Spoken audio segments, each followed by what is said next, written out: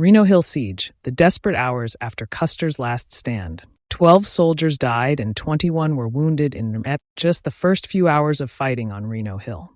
Hundreds of warriors surrounded them, and the hope for survival seemed more fragile than ever. The uncertain wait, around 5 p.m., June 25, 1876. For approximately 30 minutes, the men positioned on Reno Hill had been hearing gunfire echoing from the west. The sound carried ominously across the battlefield, drawing attention and concern. Hundreds of warriors who had been assaulting their positions suddenly redirected their attack, rushing westward toward the source of the gunfire. The soldiers watched intently as dust clouds rose in the distance. After half an hour of observation, a grim consensus formed among them. Custer's column was under heavy attack from the redirected warriors. Despite this apparent crisis, no clear course of action emerged among the officers. Some argued that Custer would likely retreat northward to rendezvous with the Montana column, though they acknowledged he remained severely outnumbered and in desperate need of reinforcement. Major Marcus Reno was notably absent from these critical discussions. Instead of participating in tactical planning, he had descended into a ravine below the hill, searching for the body of Lieutenant Benjamin Hodgson, his closest friend in the regiment. This personal mission took precedence while his officers anxiously awaited leadership regarding the emergency unfolding to the west. "Where is Reno when we need him?"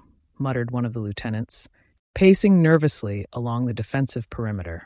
Upon locating Hodgson's body, Reno collected a few personal effects before returning to the hilltop. His first order was not to organize a relief effort for Custer, but to send a detail to bury Hodgson's remains. "Sir, what about Colonel Custer?" asked a young captain, his voice tense with urgency. The subsequent debate centered primarily on ammunition supplies. Reno was adamant, "We cannot move until our ammunition is replenished. That's final." The supply train had not yet reached the battlefield, leaving them critically short of resources for an extended engagement. Taking practical action, Reno dispatched his most skilled cavalrymen to locate the supply train and bring forward several mules carrying ammunition. While Reno focused on logistics, a captain from Benteen's battalion grew increasingly impatient with the delay. "I won't stand by while our brothers are slaughtered," he declared, gathering volunteers to march toward Custer's position. This impulsive rescue attempt quickly confronted harsh reality. The captain and his men advanced only a short distance before comprehending the true scale of their disadvantage. Between 1,000 and 2,000 warriors stood against their combined force of roughly 400 soldiers.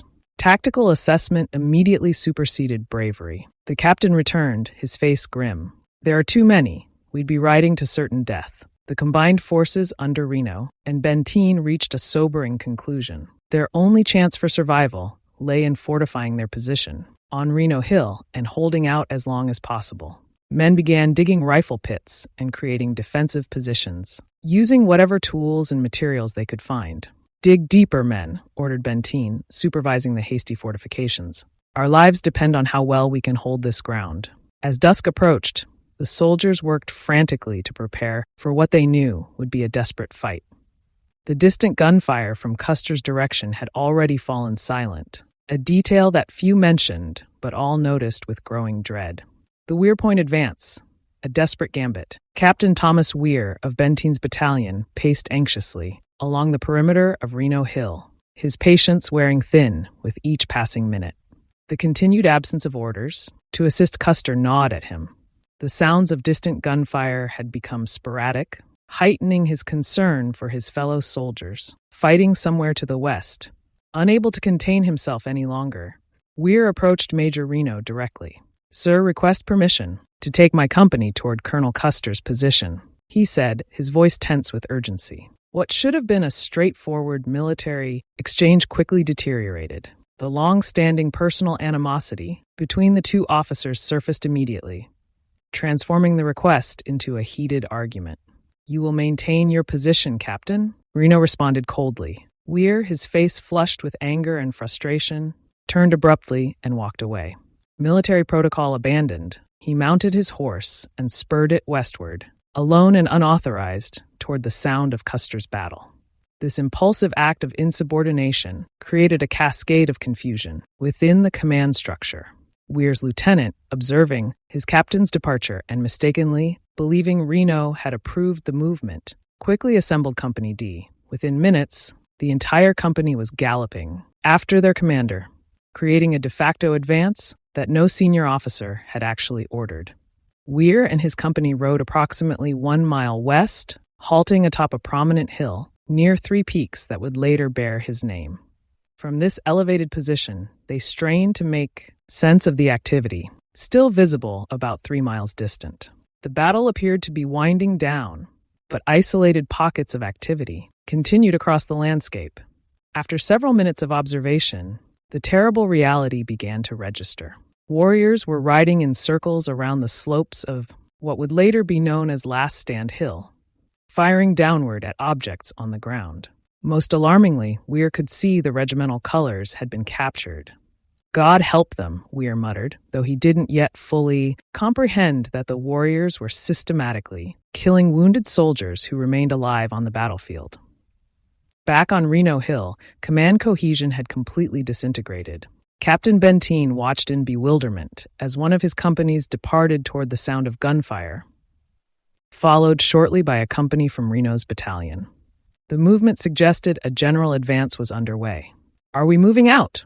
Benteen asked a nearby lieutenant. "No orders, sir," came the reply. "They're just going." This command vacuum reflected the psychological state of the officers. No clear orders were being issued by Reno, and if any had been, they were being ignored in the chaos. The normal military hierarchy had essentially collapsed under the pressure of the situation. The arrival of a lieutenant with 2 mules carrying ammunition from the supply train provided Benteen with the resources he needed to make his own decision. "Get the ammunition distributed," he ordered his men.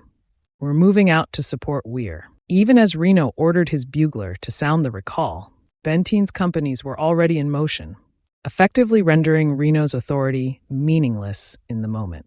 The traditional chain of command had been supplanted by the initiative of subordinate officers responding to the crisis. When Benteen and his 3 companies reached Weir's position, he immediately recognized the tactical vulnerability of their location. He deployed his men in a semicircular skirmish line, but his military experience told him they were exposed. "This is a terrible place to fight Indians," Benteen observed to his officers, noting the hill offered excellent visibility but virtually no cover. "We're standing in the middle of a dinner plate." The gunfire from Custer's direction had now largely ceased, a telling silence that experienced frontier soldiers understood all too well. Meanwhile, warriors were beginning to notice the new American position and were redirecting their attention toward Weir Point. Benteen made a tactical assessment and decided to withdraw. As he and Weir began leading their men back toward Reno Hill, they encountered Reno himself, leading the remainder of the command forward, including wounded men and the pack train. "Major, we need to return to your original position," Benteen advised firmly. "The hill you left is far more defensible, and the warriors are already moving against us." As if to punctuate Benteen's warning, gunfire erupted from the skirmish line he had left behind. The warriors who had been 3 miles distant were now closing rapidly, with the first wave less than 1,000 yards away. The bugler sounded retreat, and the companies abandoned Weir Point in sequence, riding hard back toward Reno Hill. The warriors seized the vacated position mere seconds after the last soldiers departed, turning what had been an orderly withdrawal into a race for survival. "Keep moving, don't bunch up," shouted a sergeant as warriors closed to within firing range. Several veteran soldiers automatically formed rear guard positions, providing covering fire for their retreating comrades. In some cases, this devolved into hand-to-hand combat as warriors caught up with the slowest riders. Private Thompson, a seasoned cavalryman, found himself surrounded by 3 warriors. Firing his revolver with one hand while controlling his horse with the other, he managed to break through their encirclement. "They were so close I could smell the paint on their faces," he later recalled. As the warriors pressed their attack more aggressively, the retreat accelerated into a full gallop. Soldiers pounded into the perimeter of their original position on Reno Hill, hastily dismounting and scrambling to re-establish their defensive positions. "Get those horses to the center," Benteen ordered as men dragged fallen comrades into the relative safety of the perimeter. Sharpshooters to the high points, everyone else dig in. The failed advance to Weir Point had cost valuable time and several additional casualties, but it had confirmed what many already suspected. Custer's command had met with disaster, and their own survival now depended entirely on how well they could defend Reno Hill until reinforcements arrived. The siege of Reno Hill, holding the line. This would be the last time they left the hilltop for the next 24 hours. As the main force scrambled back to their original defensive position, Lieutenant Edward Godfrey's Company K automatically assumed their traditional role as rear guard, forming a skirmish line to slow the pursuing warriors and buy precious time for the others to re-establish the perimeter. "Hold steady, men, controlled fire," Godfrey shouted above the din of gunfire, his voice steady despite the chaos surrounding them. Once the bulk of the command had reached the relative safety of the hill, Reno and Benteen quickly organized a defensive perimeter along its edges. Most companies formed a loose circle, but several units extended along a thin ridge at one end of the formation, creating what resembled a frying pan with a handle. This improvised formation maximized their use of the limited terrain features available. "Get those horses and mules to the center," Benteen ordered, his battlefield experience evident in his calm efficiency. "Wounded men too. Everyone else, find cover and prepare to return fire." In the center of this defensive position, Dr. Henry Porter, now the command's only surviving surgeon, established a makeshift field hospital in a shallow depression with minimal supplies and no assistance except for a few detailed soldiers. He worked frantically to treat the mounting casualties. "Water! I need more water for these men," Porter called out, his hands already slick with blood as he moved from one wounded soldier to another. The hospital quickly became a place of particular suffering. Without adequate medical supplies or proper shelter, the wounded lay exposed to both the elements and enemy fire. Their moans and occasional screams added to the psychological burden of those still fighting. Along the outer perimeter, soldiers pressed themselves flat against the ground to present the smallest possible target. The hilltop offered virtually no natural cover, no trees, no large rocks, no earthworks. Men desperately improvised protection using saddles or hardtack boxes as shields against the incoming bullets. Private Williams wedged his saddle between two small mounds of dirt and crouched behind it. "Better than nothing," he muttered to the soldier beside him, "but I wouldn't bet my life on it stopping a bullet." "Too late for that," his companion replied grimly. "We already have." Within minutes, more than 1,000 warriors had surrounded the hill, and gunfire erupted from all directions. The initial attack came as a mounted charge, warriors riding directly toward the perimeter, in an attempt to overwhelm it through sheer momentum and numbers. "Hold fire until they're within range," Benteen called out, walking calmly behind the line of soldiers. "Make every shot count, boys." When the warriors came within effective range, the disciplined volley fire of the troopers proved devastatingly effective. Dozens of warriors fell, and the charge faltered and broke apart before reaching the perimeter. After this initial repulse, the warriors adapted their tactics. They surrounded the hill completely, occupying every high point in the vicinity, and settling in for what was clearly becoming a siege rather than a direct assault. A native sharpshooter concealed on a knoll several hundred yards away quickly demonstrated the vulnerability of the American position. With precision fire from what soldiers later identified as a Winchester repeating rifle, he killed 2 soldiers in quick succession before they even realized where the shots were coming from. "Sniper on the North Ridge," shouted Sergeant Butler. "Everyone down!" Several soldiers returned fire toward the sniper's position, the concentrated volleys eventually silencing him, though whether he was hit or simply relocated remained unknown. From another direction, warriors launched another probing attack, testing the defense for weaknesses. This pattern repeated itself multiple times. Throughout the afternoon, warriors would concentrate their numbers, advance toward a section of the perimeter, only to be driven back by the soldiers' disciplined fire. While the defenders successfully prevented any direct breaches of their position, they continued to suffer steady casualties from the warriors' fire. The The randomness of death added to the psychological strain.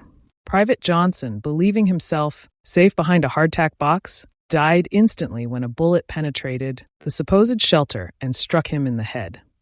Another soldier, Corporal Mason, was hit in the abdomen while manning an exposed section of the line. His position was so vulnerable that his comrades couldn't immediately retrieve him without exposing themselves to concentrated fire. As Mason's pain intensified, he began screaming in agony. Captain Weir, positioned nearby, quickly recognized the danger this presented. "Mason, you've got to stay quiet," Weir urged, crawling closer to the wounded man. "They're targeting your voice." Each time Mason cried out, warriors directed a hail of bullets toward his position. With remarkable self-control, the wounded man bit down on his belt and suppressed his screams. By the time his comrades managed to drag him to the hospital area during a lull in the firing, he had already died from his wounds. He saved at least 3 other men by staying quiet. Weir later remarked solemnly, "In the center of the hill, the horses and mules became easy targets for the warriors' fire. Dozens of animals were killed in short order, their bodies collapsing where they stood, still tied together in picket lines. Soldiers dragged the carcasses of these unfortunate beasts toward the hospital area, using them as makeshift barricades to shelter the wounded. Use anything that might stop a bullet," Reno ordered, finally showing some tactical leadership. Dead horses, saddles, hardtack boxes, pile it all around the wounded. For approximately 3 hours, the warriors continued their attempts to overwhelm the hilltop position. Their pattern became recognizable. They would unleash heavy volleys of fire and then prepare for a charge. But each time the soldiers would rise up in coordinated response, their disciplined return fire disrupting the attacks before they could fully develop.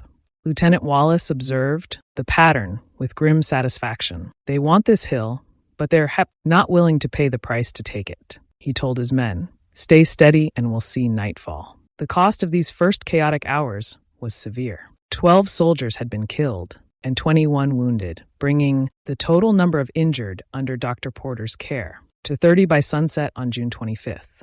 Porter worked tirelessly, performing emergency surgeries with minimal equipment and no anesthesia beyond the small supply of whiskey in the medical kit.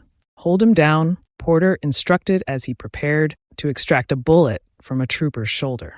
"This is going to hurt, son, but it needs to come out." The final hours of that evening became simply a matter of survival until darkness fell. The defenders knew that Plains Indians traditionally avoided night fighting, and they desperately hoped this cultural practice would give them a brief respite to strengthen their position and tend to their wounded. As the sun began to set over the Little Bighorn Valley, the intensity of fire gradually diminished. The warriors withdrew to slightly greater distances, maintaining their encirclement, but reducing their direct attacks. Night on Reno Hill, the desperate hours. Throughout the hill, exhausted men dug improvised rifle pits, using any implements they could find. The sound of metal scraping against hard earth filled the night as tin cups, plates, spoons, forks, knives, and splintered wood from ammunition boxes were pressed into service as digging tools. The men worked tirelessly, creating shallow depressions that would provide minimal but potentially life-saving cover for the coming day. 6 inches of dirt might be the difference between living and dying tomorrow, Lieutenant Godfrey told his men as he inspected their work. Simultaneously, other soldiers reinforced their defensive positions with makeshift barricades. They stacked hardtack boxes, saddles, and personal equipment, anything that might slow a bullet, into crude breastworks around the perimeter.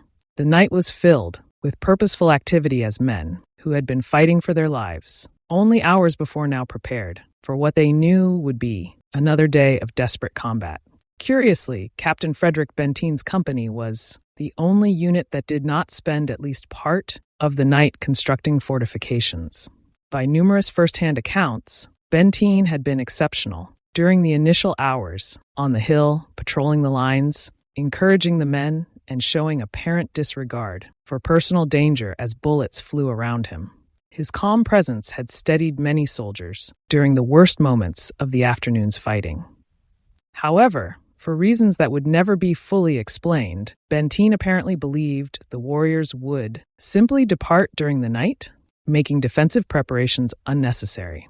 This critical misjudgment would soon have severe consequences for his men and potentially the entire command. As soldiers completed their assigned tasks, many collapsed from sheer exhaustion, falling into deep sleep despite their exposed position and the uncertainty of what morning would bring. They had been marching, fighting, or digging for nearly 24 hours straight, and human endurance has its limits. Meanwhile, Lieutenant Charles Varnum engaged in a persistent effort to convince Major Reno to authorize sending 2 Crow Scouts beyond the perimeter. Reno, still showing signs of the shock he had experienced during the day's fighting, initially refused but eventually relented after Varnum's repeated requests. The intelligence mission was critical. The command needed to know if escape might be possible or if reinforcements were approaching. Even as most soldiers focused on reinforcing the hill, hushed conversations circulated about the possibility of breaking through the encirclement under cover of darkness. These discussions never progressed beyond speculation, as the reality of their situation soon became painfully clear.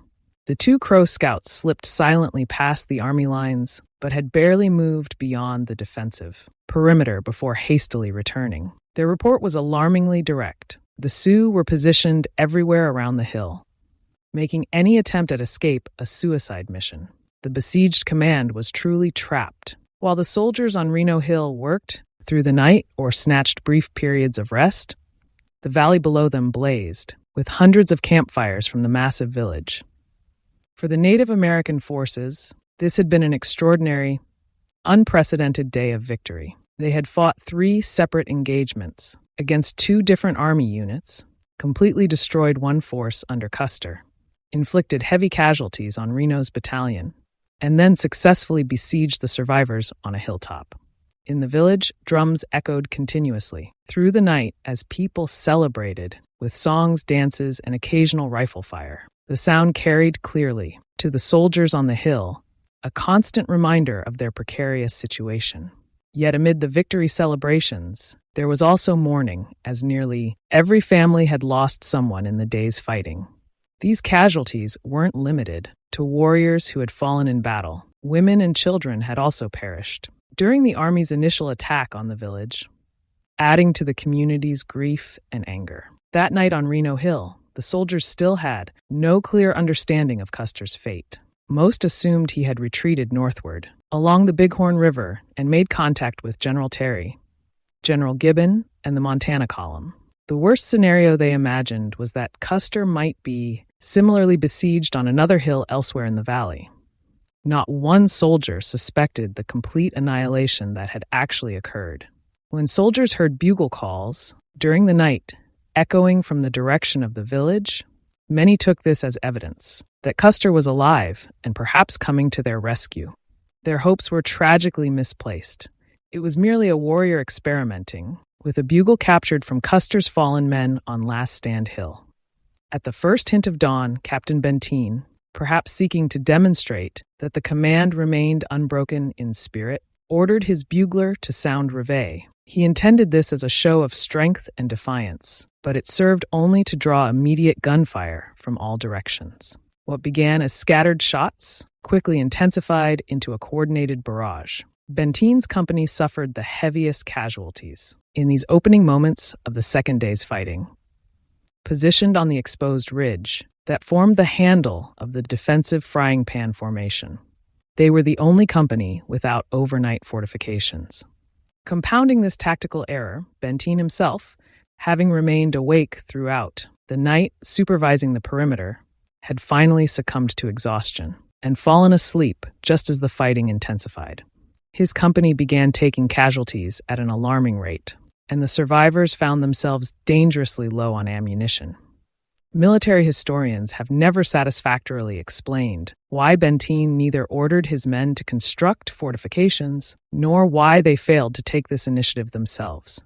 The oversight seems particularly baffling given Benteen's otherwise exemplary leadership throughout the battle. When soldiers finally roused him with urgent requests for guidance as bullets tore through their position, he immediately resumed effective command, ordering them to hastily construct barricades using any available materials, use the dead horses Pile anything you can find, Benteen shouted, fully alert now, and recognizing the dire situation his oversight had created. The consequences of this single night's oversight became immediately apparent as the morning light revealed the battlefield.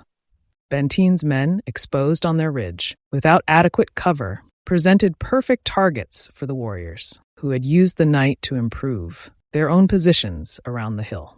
The defensive line began to waver as casualties mounted in the early morning hours. The stark contrast between the companies that had dug in during the night and Benteen's exposed unit provided a clear and costly lesson in battlefield preparation. Those who had spent the dark hours digging rifle pits and building breastworks suffered comparatively few casualties in the morning's opening volleys, while Benteen's men paid a heavy price for their lack of preparation. Acts of courage and the water crisis. Captain Benteen circled the hill and found Major Reno in a rifle pit where he had remained virtually motionless for hours. Benteen's company was under heavy fire, and he urgently needed reinforcements. "I need men, Major. My position is being overrun," Benteen stated firmly. Reno reluctantly dispatched a few soldiers, who showed visible reluctance at being sent to what had become the most dangerous section of the hill. Benteen's company had become an irresistible target, drawing warriors dangerously close to their position. Recognizing the precariousness of their situation, Benteen made a bold tactical decision. He ordered his men to stand up and charge down the hill, personally leading the counterattack. Benteen and his soldiers rushed down the ravines and gullies, firing their weapons and shouting as loudly as possible to maximize the psychological impact of their unexpected offensive. The sudden advance caught the warriors completely off guard and forced them to retreat. Benteen's company lost 2 men in this daring maneuver, but it successfully disrupted what had been building into a coordinated assault against their position. Several hours later, Benteen repeated this feat at the opposite end of the hill. Warriors were massing several hundred yards from Major Reno's position, preparing for another attack. Reno remained in his rifle pit while Benteen bravely circled the hill to assess the situation. Taking initiative once again, Benteen organized another counterattack. Just before the soldiers jumped over their barricades, Reno finally rose and helped lead the charge. A group of soldiers rushed out from the hill, firing continuously at the warriors. Though they advanced only about 50 yards beyond their defensive line, it proved sufficient. The warriors withdrew, and all the soldiers returned safely to their positions. The troops returned to their positions on the hill at approximately 10 a.m. on June 26. By this time, the heat had become stifling. With no shade anywhere on the exposed hilltop, the soldiers faced a long day of suffering under the intense summer sun. Conditions in the field hospital were particularly dire. Soldiers erected their tents to provide some shade for the wounded, but the most pressing need was water. This had been a problem for many hours already, and as the sun became their greatest enemy, something had to be done. The next phase of the day centered around desperate missions to reach the river for water. The first group of soldiers attempted to retrieve water around 11 a.m., but failed. They hurried down the hill toward the Little Bighorn River, only to find warriors positioned along the opposite bank who opened fire immediately. The soldiers hastily retreated uphill, concluding that route was effectively blocked. The only remaining option was to send men from Benteen's company out along the Frying Pan Handle Ridge. Benteen assembled a team of 12 volunteers with instructions to rush down the ravine at the foot of the ridge, split into smaller groups, fill canteens and camp kettles at the river, then race back up to the ridge. From above, Benteen's 4 best marksmen would provide covering fire. This was the same ravine down which soldiers had charged during the earlier counterattack. "You'll have about 20 seconds at the water's edge," Benteen told the volunteers. "Fill your containers and move out immediately." The sharpshooters stood up and began firing, despite exposing themselves to enemy fire. The 12 soldiers leaped down the steep ravine, which stretched 500 yards, the length of 5 football fields, and was filled with brush and scrub vegetation. This was no quick sprint to the river. They had to traverse a significant distance under potential fire to reach the water source. While these soldiers moved down the ravine, The sharpshooters on the ridge came under heavy fire from behind. They rushed forward only to face intense fire from that direction as well. For the next 20 minutes, it devolved into a dangerous, almost absurd situation. The 4 marksmen ran back and forth along the ridge, dodging bullets from both sides while trying to provide cover for the men below. At the river, the soldiers threw themselves onto the bank and submerged their containers. They took fire from across the river, but remarkably, 11 of the 12 men made it back to the hill safely. The 12th was shot in the leg, suffering a broken bone, and remained trapped in the ravine until a rescue party could extract him. He became Dr. Porter's newest patient in the makeshift field hospital. With the success of the first water retrieval, soldiers continued making similar trips throughout the afternoon. Eventually, they collected enough water to alleviate the worst of the thirst and perhaps prevent delirium among the wounded. The temperature had climbed to nearly 100 degrees Fahrenheit G7. Most soldiers had gone with little or no water for the past 2 days while riding, fighting, and building barricades. For the wounded, the situation was even more dire. Blood loss dramatically increased their thirst. "Water for the wounded first," Benteen ordered, as the precious liquid was distributed. One wounded sergeant, his lips cracked and bleeding from dehydration, managed only to wet his mouth before passing his canteen to a more severely injured comrade. "He needs it worse than me," he whispered hoarsely. These water missions helped mitigate what had become a life-threatening crisis. The successful retrieval of water represented not just physical relief, but a significant psychological victory, proof that the besieged soldiers could still take effective action despite their desperate circumstances. Throughout these water missions, Benteen's leadership stood in stark contrast to Reno's relative inaction. While Reno remained primarily in his rifle pit, emerging only occasionally, Benteen continuously moved around the perimeter, organizing defenses, leading counterattacks, and addressing the command's most critical needs. This difference in leadership style would become a subject of considerable controversy in the battle's aftermath. By mid-afternoon, the water situation had stabilized somewhat, though supplies remained precious and carefully rationed. The wounded received priority, with fighting men receiving just enough to maintain effectiveness. The day's heat continued unabated, adding another layer of misery to men already suffering from wounds, exhaustion, and the psychological strain of their uncertain fate. Dr. Porter moved among the wounded, doing what little he could with severely limited supplies. With no morphine remaining, he could offer little for pain beyond small sips of whiskey. The makeshift hospital had become a place of particular suffering, yet the water missions had at least prevented the worst outcome, soldiers dying of thirst while waiting for rescue. As the afternoon wore on, the intensity of the warriors' attacks began to diminish slightly. Whether this represented a strategic shift or simply conservation of ammunition remained unclear to the defenders. What they didn't yet realize was that the massive village in the valley below had begun preparations to move. Their great victory complete, and with rumors of approaching soldier reinforcements, many families had started packing their lodges and preparing for departure. The native withdrawal and the end of the siege. Those in the makeshift hospital struggled against nausea from the overwhelming stench of decomposing bodies. The hospital area was surrounded by dead horses used as protective barricades, and these carcasses had begun to decompose rapidly in the summer heat. The combination of heat, flies, and putrefaction created nearly unbearable conditions for the wounded and their attendants. Then a noticeable change occurred. Around 2 p.m., the warriors unleashed a massive volley of fire, after which the shooting gradually diminished. By 3 p.m., gunfire had decreased significantly, and by 4 p.m., an eerie silence had fallen over the battlefield. The soldiers were slow to comprehend what was happening. This could simply be a pause before a major assault. They remained in their defensive positions, watching cautiously for any sign of movement, but no attack materialized.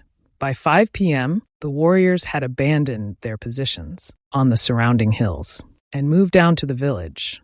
Thick clouds of smoke rose from the river valley, a literal smokescreen concealing the movement of approximately 8,000 people and 20,000 horses.